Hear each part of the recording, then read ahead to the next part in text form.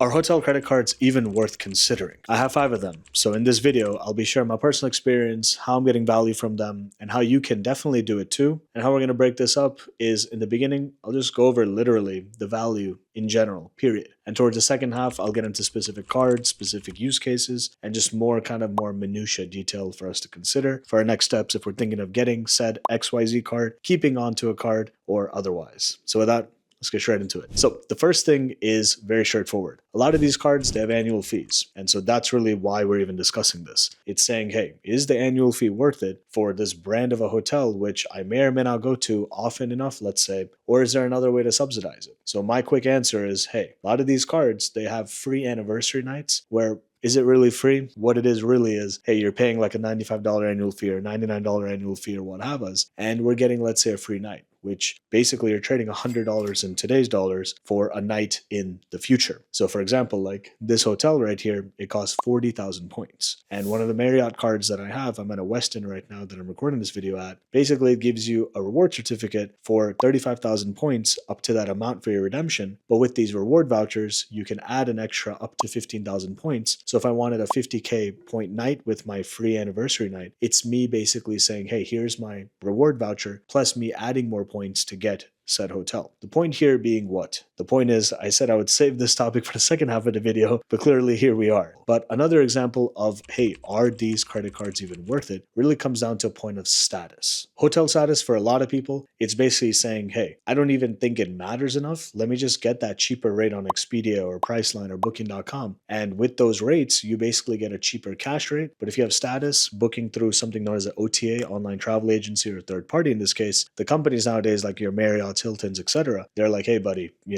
no, if you're not booking directly with us, we're not going to honor said status if you're booking it through a different means. So it's kind of tied in. So where it comes to with hotel credit cards, the thing is these cards have certain type of multipliers where maybe you're getting more than, let's say, 2 or 3% kind of cashback equivalent if you're booking through an Expedia or otherwise. But if you go through the hotel directly, you're going to get points back on your purchase. And when they honor status, you're basically going to get a room upgrade or, free credits to use on property for whatever reason, right? And even though it may seem like, hey, is it really worth spending $10 extra going directly on the site? The kickback you get maybe 20, 30, 40 bucks, like when you look at the cash value. So it could be that much better. But again, to just get a hotel credit card to then book through the hotel site, if you travel like once a year, right? It may not be logical, right? So that's more of an obvious point, I would hope. But there's always that middle ground where it's like, hey, maybe if I'm staying just enough nights, it justifies keeping onto this card that has this annual fee. And the quick answer there, I'll tell you from experience, is that most times, no. Like if you have to justify keeping a card for an annual fee for the 3 times you travel, but oh no, I only traveled 2 this year, whether it's you or your family or otherwise, especially when it comes to hotels, where one reward voucher, one reward night or whatever could afford that,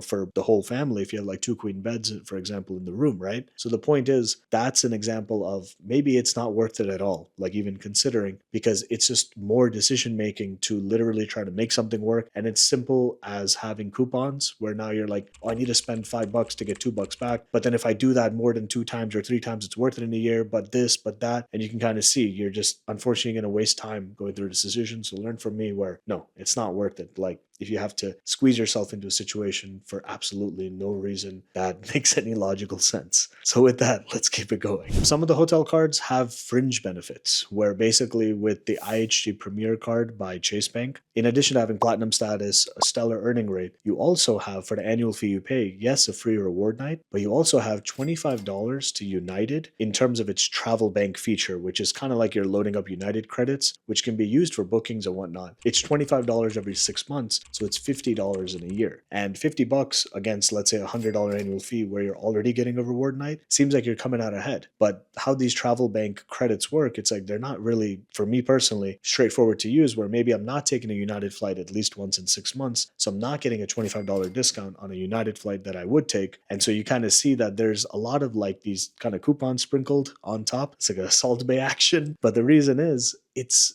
like cool. It justifies keeping the card, and I understand, right? Like that they're selling us on the card, right? That's the incentive of why we should have it. But to get it for a lot of benefits that are like this example that I just mentioned, where maybe it's not very easy to use, it's super similar to trying to justify a normal card with an annual fee, where maybe you're not going to use all the perks and you're doing all this math and gymnastics to fix that square shape into the circle and vice versa. There are other scenarios when credit cards can give you status, and there's something known as a status match, where it's basically saying like, hey, I'm diamond at this certain company over here, so now I can use this diamond status here to tell the other hotel company, hey buddy, you want my business? I'll give it to you. Just make sure that you match my status, because I have status here and I love to give you business there, because the assumption is if you have status, you're spending with that company, versus how nowadays there's all these cards that give you automatic status, which is great. But the assumption is, hey, this person is that type of spending profile, then we want that type of clientele and customer base to come spend with us at our brand as well. With that same line of reasoning, I have the Best Western credit card, which gives you platinum status for their hotel status tiers. But if I want a diamond, how could I do it? So because I have the IHG credit card with Chase, that platinum status I'm getting with the IHG Premier, I'm basically able to use this as a status match with Best Western to say, hey, I have platinum with IHG, and that maps to diamond for Best Western. And so that's how I'm a diamond member with Best Western, of like leveraging kind of other, not cards necessarily, but other statuses that you have with certain companies to then tell the other company to do, that similar fashion of mapping, whatever that is on their side. This next one's a little more personal perk, but it kind of helps depending on where you are. So I had the Best Western card. It has a logo on the card, just like a Marriott card, IHG, Hilton, etc. And when I showed up basically to the property, it was a property in France, and it was a Best Western branded card at a Best Western property. The way they looked at us, and obviously diamond status too, it was like we're from corporate. We're here to see how things are going on here at the property and this and that. And we didn't say anything like, that we're from there, because like we're not. It just has a credit card with their logo on it, right? But the way the treatment was like next level, like it was really high class. And what I want to say through this is that obviously that happened in my situation, not just once, it happened multiple times. But that small thing of like, maybe an employee seeing like, wow, it's the same logo, this person has a card, they're a loyalist, not just through status, but maybe spending with the brand or otherwise. It's just small things that can go for huge returns without even trying in these type of scenarios. One thing that isn't mentioned is that we're talking about hotel cards and how they give us status and if they're worth it. There's a different scenario where I have the Amex Platinum, for example, and at the time of recording, and hopefully it never changes years from now, is that we have Gold Elite status with Marriott as well as Hilton. And when we have this level of status, even though I don't have any cards that give me Hilton Gold status or Marriott Gold automatically, and I have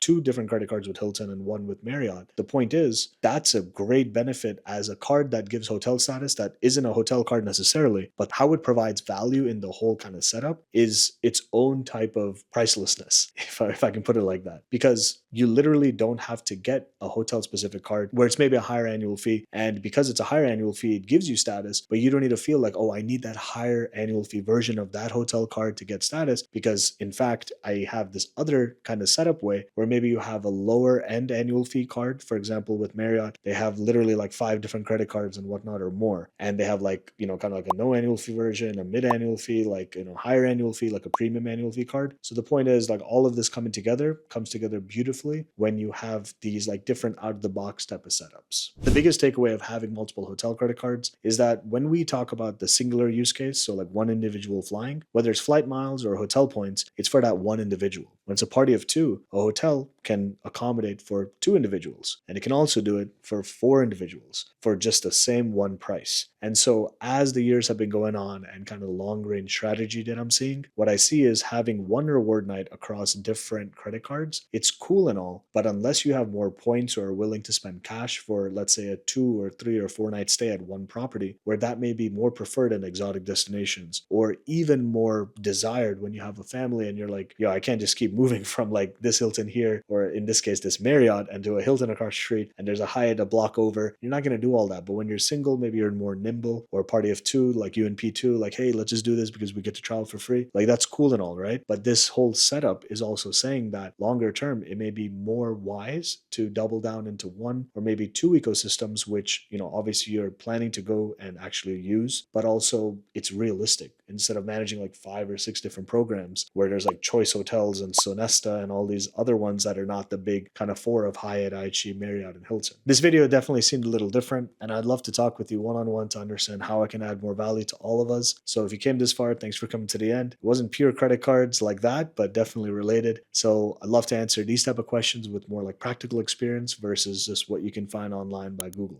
So thanks for coming to the end. We'll see you in the next one. Peace.